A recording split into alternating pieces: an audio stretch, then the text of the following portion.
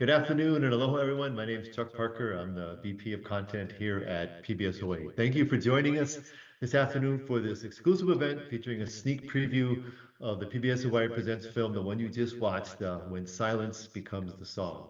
The episode you saw today premieres on broadcast this Thursday, November 21st at 8:30 p.m.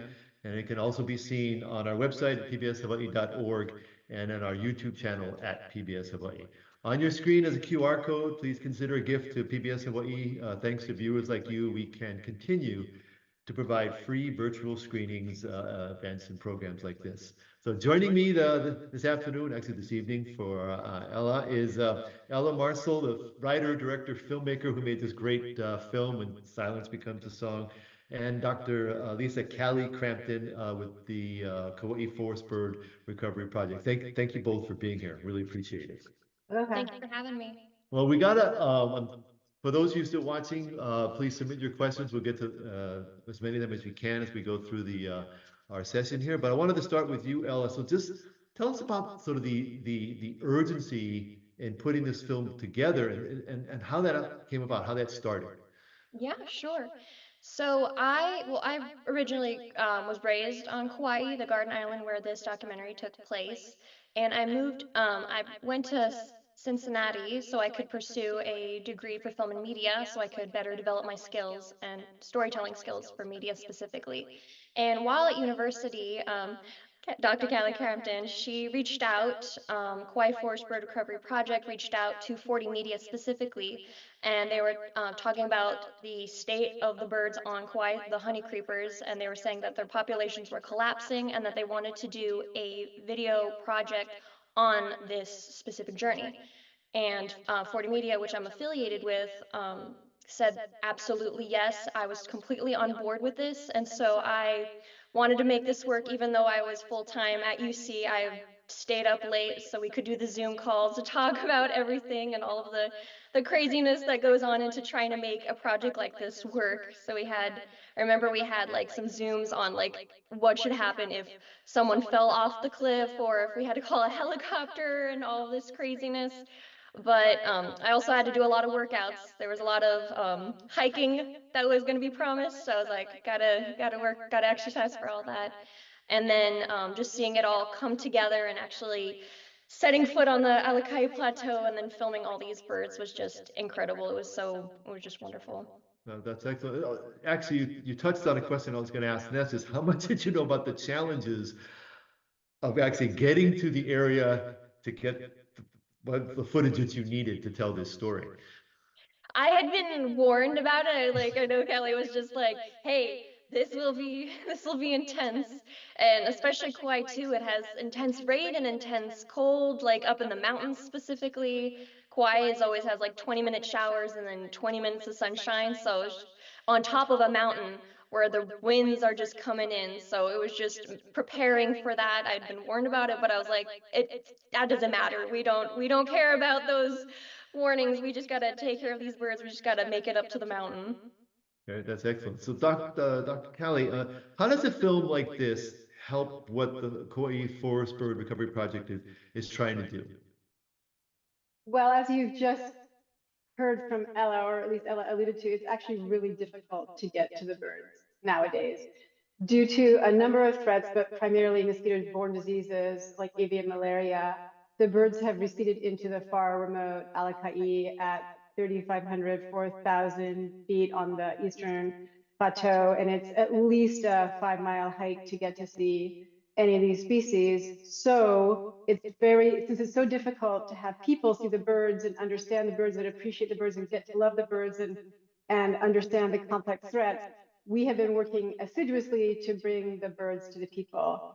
And the opportunity to make this film with 4D Media through a grant from the County of Kauaʻi was a once-in-a-lifetime opportunity to really showcase the birds and the terrain and the problem and bring it to the people.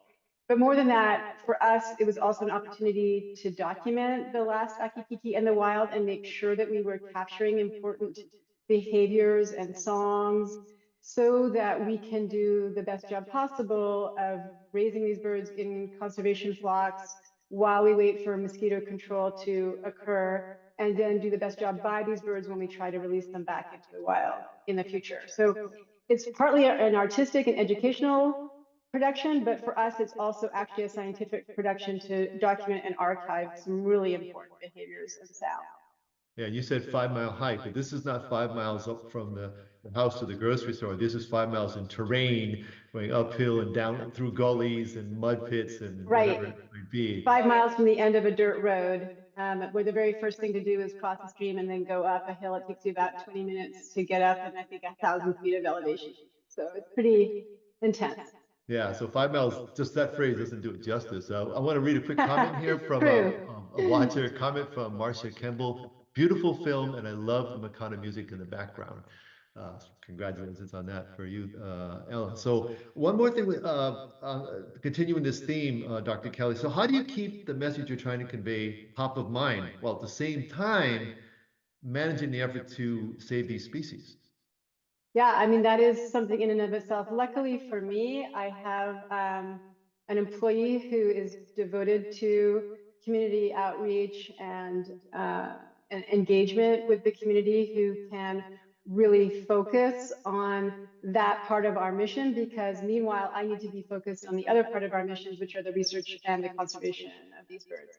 At this point in time, because of the recognition statewide, nationwide, even internationally, of the threat to Hawaiian honeycreepers, our staff has grown from, just a handful of people to more than 20 people who are all working together to deal with these multitude of threats. And we have also been fortunate to have the help of some very, very dedicated volunteers that help bring this message out. And then we've also been able to partner. I think partnerships, cannot be understated here, with not only 4D Media, but with other media companies and not-for-profits to develop this film and others to help get the message out about birds. So Ella, I want to go back to your time up in the Alakai plateau. So how was sleeping up there? Tell us about your schedule. I mean, you got to be available when the birds are available, so to speak. Do you have to get up, before dawn to get to where you needed to be, or how did that all work? Right. So, the way it worked was University, Cincinnati, they were having their spring break. So I flew in the first day spring break came, like the first day of spring break. And then immediately the next day we went on the hike. So we woke up at, I don't know how early it was. It was pretty early. We woke up, drove all the way up to Kauaʻi as far as we could go, with Graham. And then we just hiked, and it was pretty darn intense. Let me tell you, that first night there sleeping was just out like a light, just because the hike was just so crazy. But honestly, I slept pretty darn well up there. Like, I had earplugs because I was told that there was like mosquitoes everywhere, and I had like an eye mask. And so I have a thick head of hair too. So literally only like this was the only part that wasn't like covered or protected. So there not a single mosquito touched me. But I had another friend, and he didn't have anything. He's like, "No, I don't know earplugs, I don't need an eye patch." And he like was talking about like his whole face was covered in mosquito bites, and he was like, "Oh, those mosquitoes were like just killing me last night. They were so noisy."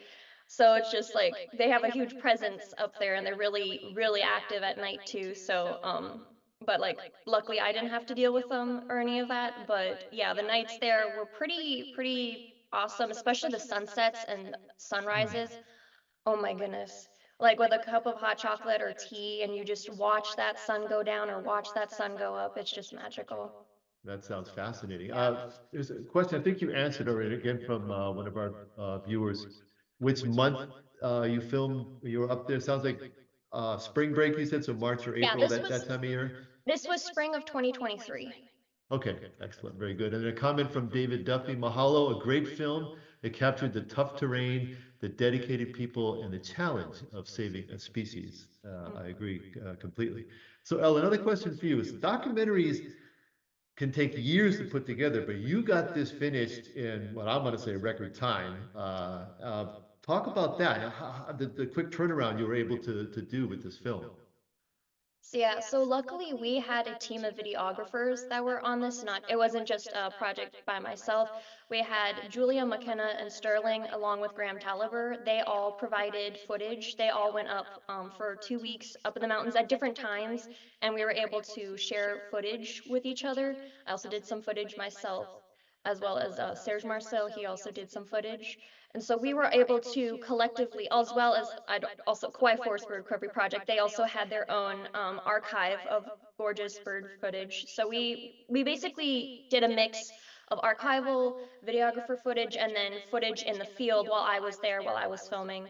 And so we filmed that, like while I was there, we filmed it for about 2 weeks, or a week and a half, I believe, and then immediately flew back to Cincinnati, reviewed all the footage, and then we basically were just like, how do we put this together?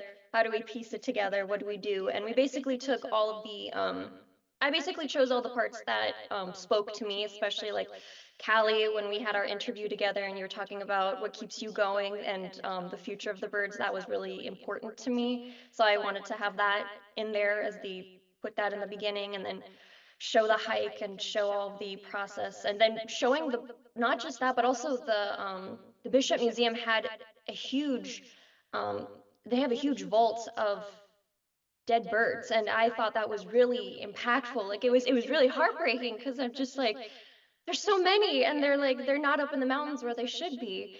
So I wanted to incorporate that as well. So it was just a matter of gathering all of the footage that spoke emotionally and then trying to sew it, weave it together into a tapestry of like one cohesive story.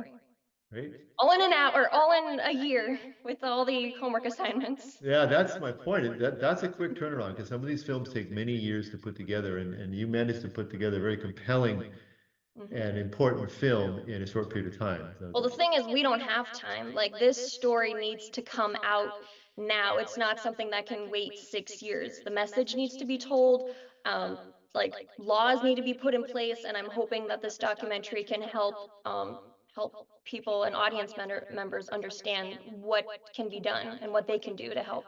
that leads to my next question. Nice segue. Thank you. For Callie, I think it might be fair to say that most people are not aware of these birds, perhaps never even heard of any of them or most of them. Movies like this can help raise awareness. What's the next step? What can people do, people who watch this and others who see it going forward? What can they do to help? Sure. I mean, there's lots of things, big and small.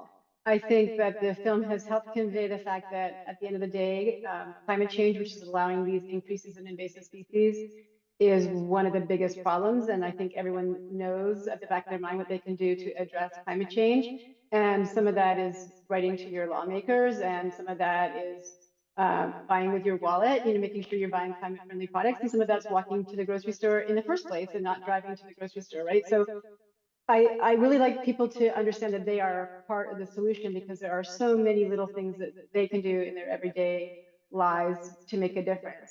If you live here in Hawaii, especially on Kauaʻi or anything else, it's really important that you help mitigate the spread of invasive species when you're moving from place to place. So do make sure you're taking that extra step to decon, which is the lingo jargon for wiping the mud off your boots and spraying them with alcohol when you go down a hiking trail, when you come off that hiking trail, and before you get in your car. All those things are critical. We believe that the mosquitoes that are affecting these birds here on Kauaʻi some of them may come from the lower elevations. And so it really matters what you're doing around your home as far as leaving standing water that mosquitoes like to breed in. So make sure you're turning over the buckets and cleaning your gutters, turning over the wheelbarrow. This is especially important if you're visiting in cabin country, or if you have a cabin up in Koke'e, where probably most of the mosquitoes are breeding. So those are all little things that everyday people can do. But then there's other things that are, the amount of money that it will take to save these species across the state is incredible. So it is really important to make sure that your lawmakers know how you feel about these species. If they matter to you, please encourage them and your neighbors to encourage them to pass legislation that supports these species. And the other thing is that some of these projects that we're working on do require public testimony. And so please show up. One of the reasons why this movie is entitled "When the Silence Becomes a Song" is because we are becoming the song for the birds. We are the voice of the birds. So we are going to be in all our meetings and saying, yes, please adopt this measure to support the birds. We are going to HUA meetings and saying, yes, we are in favor of this measure, et cetera, et cetera. So we can be the voice where the birds are not. Another question, it's kind of touching on some of the things you mentioned, and definitely the mosquitoes are maybe the biggest threat, but there's other threats that you mentioned, Ella, through the film, the rats, cats. Are there efforts to deal with those elements as well? Is that a question for me or for Ella? Whoever. Maybe I'm better positioned, Ella? Okay. Yeah, go ahead. Sure. So on Kauaʻi, but what we are doing on Kauaʻi is also largely true of what's happening statewide in forest bird habitat. We are operating 2 large grids of traps to control rat and predation, which we believe will benefit not only the birds actually, but also plants and potentially snails and other invertebrates, because rats like to eat all of those things. I did see a question about cats, and there has been an increase in our detections of cats on the Kauaʻi Plateau over the last few years. And we do not trap cats, but several of our partners are stepping up the efforts to control cats. Of course, like mosquitoes, the problem with cats is actually best dealt with at the source. So please keep your cats indoors so that they can't stray up into places where important wildlife habitat. Yeah, and these kinds of efforts are generally true statewide. The other thing that we are doing on Kauaʻi is we are trying to remove hooved feral animals from large parts of the landscape. So hooved feral animals being pigs, deer, and goats, because they do a lot of damage to native bird habitat, and they may also create mosquito breeding habitat, because pigs in particular like to wallow, and mosquitoes like to breed in pig wallows. So we are addressing or confronting the myriad threats to the birds on a number of different scales and with a number of different tools. Ella, I want to jump back to you for a second. So talk about how you came up with the title. It's a great title to what this film is all about.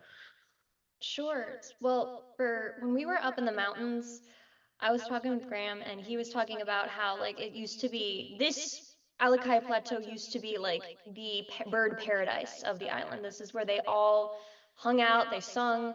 But as time has progressed, their voice has started to disappear. And he even said, "Listen," and we stopped and we listened, and there was just the wind. And I was like, wow, yeah, there is nothing but silence here. And so I just wanted to do like a little bit of a wordplay from like the song being silence, because that is literally what it is. When you go up in the mountains now, and I'm really fearing the actual day, like in 20 years or less, if you go up there and there are no birds left and there will just be nothing but silence.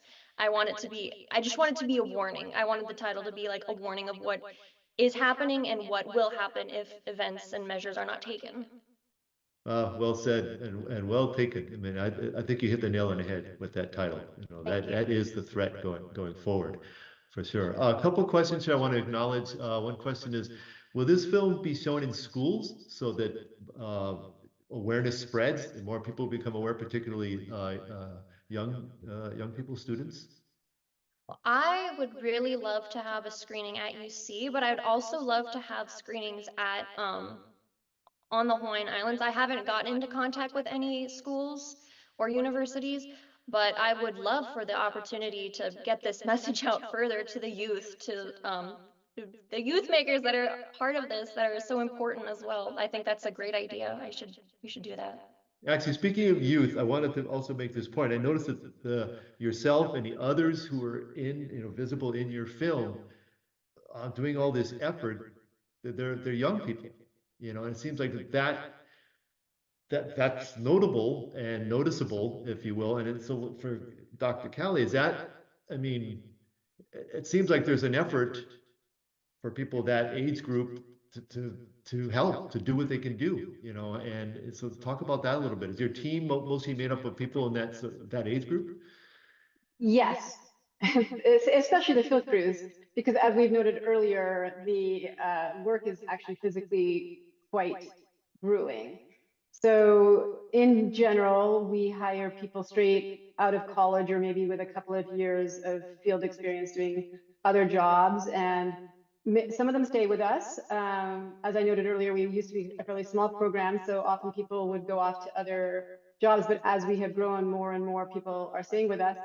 I think every single person featured in that film is still working in conservation somewhere in Hawaii. So even if folks leave us, they usually go on to other conservation opportunities here in the Hawaiian Islands. So I do feel like we're really beginning to build statewide a body of skilled, enthusiastic, passionate young people trying to save Hawaii's wildlife and the ecosystems writ large, not just the birds, but everything. That leads to another great question from a viewer here. So, does the avian flu pose an increased risk to native seabirds, not just the forest birds? Is there a similar threat to the seabirds? I'm afraid I'm not really familiar with the epidemiology of avian flu. I know it poses a threat to water birds, but I imagine it poses a threat to seabirds, but I am afraid I'm not an expert. No, honest answer. We appreciate that. Question from Kem Yamasaki. What happened with the eggs that were collected? What happened next with that? Did that work? Did that effort work? Yes, so the vast majority of ʻakikiki eggs that were removed to the conservation breeding facilities hatched. Usually there's one or two that don't, but ʻakikiki has really, really high hatch rates. So as a result of that egg collection in 2023, we ended up with 11 or 12 new birds hatched from the eggs in the flock there. That's excellent. And where are they now? They are almost all, if not all, at Maui Bird Conservation Center. The San Diego Zoo Wildlife Alliance, with whom we partner for this effort, operates two facilities in the Hawaiian Islands. One is Maui, and the other one is the Keaho Bird Conservation Center on the Big Island. And occasionally they move birds back and forth for various reasons, including crossbreeding and everything else. But to my knowledge, the vast majority of the ʻakikiki are on Maui. And here's going to be a silly question from a novice. In captivity, are they breeding? Slowly but surely. Okay. That has been an uphill challenge. It has been easier to get birds into captivity, especially from eggs, than it has been to get them to breed. That being said, the conservation breeding flock at this particular point in time is a combination of birds that we collected from eggs in 2015 to 2018 in this most recent effort, and birds that were born from those eggs. So since the end of 2018, when we wrapped up our first egg collection efforts, there have been consistently about 42 birds in the ʻakikiki conservation breeding flock, despite mortality. So the production from those eggs has been enough to offset the mortality we have seen. Congratulations. That's wonderful. Mm-hmm. And that is, I mean, I don't know if, I can't remember if this is clear in the film, but as of now, there are a handful of wild ʻakikiki left in the Alakai. So when we started with Ella at the beginning of this film, we were watching 40 birds, and we watched them go extinct one by one, or die one by one in that fall due to that multitude of mosquitoes that Ella was talking about. So that by the end of 2023, there were only about 5 wild ʻakikiki left. So the vast majority of this species now resides in conservation breeding spots. That is our hope for this species until we can release them back on. Yeah, I think you just answered a question we got from Celia Haynes. In the 18 months since this was filmed, what's the current status of ʻakikiki? So thank you for that answer.